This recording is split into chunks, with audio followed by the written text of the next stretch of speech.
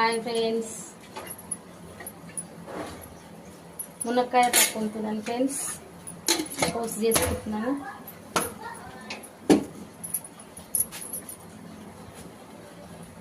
ఈరోజు మునక్కాయ పప్పు చేస్తున్నాను ఫ్రెండ్స్. మీరేం కర్రీ చేశారు కామెంట్ బాక్స్లో కామెంట్ చేయండి.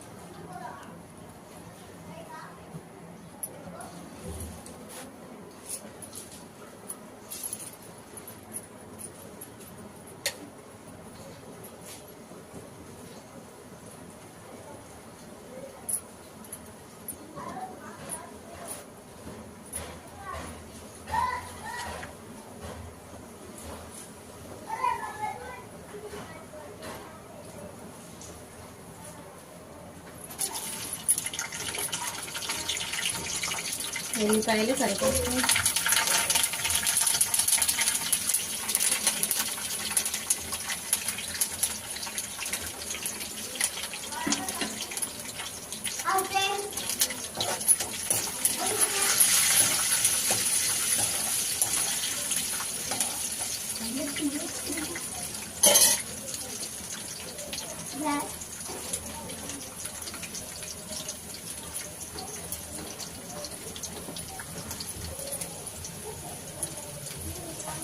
పసుపు ఫ్రెండ్స్ కొద్దిగా పసుపు వేసుకోవాలి.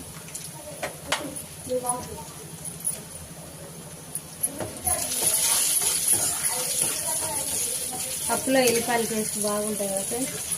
ఎల్లిపాయలు కట్ చేసి వేసుకోవాలి, చాలా బాగుంటాయి ఫ్రెండ్స్. ఆవాలు, జీలకర్ర, ఎల్లిపాయలు, కరివేపాకు, ఒట్టి మిర్చి కూడా వేసుకుంటే కూడా బాగుంటుంది. కానీ లేదు ఫ్రెండ్స్, ఒట్టి మిర్చి టేస్ట్ బాగుంటుంది ఆయిల్లో ఒట్టి మిర్చి.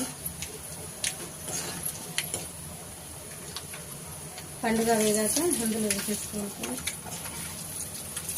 నేనైతే ఇలా చేస్తాను ఫ్రెండ్స్. మీరు ఎలా చేస్తారో కామెంట్ బాక్స్లో కామెంట్ చేయండి ఫ్రెండ్స్. మరి దూరగా వేగాలి చూడండి ఫ్రెండ్స్. ఇలా వేగిన దాకా వేయించుకోవాలి ఫ్రెండ్స్. ఆయిల్ మంచిగా ఎర్రగా అయింది ఫ్రెండ్స్. బంద్ చేసుకుంటున్నాను. స్టవ్ బంద్ చేసేసుకొని ఇందులో పెట్టేసుకుంటాను ఫ్రెండ్స్. చూడండి,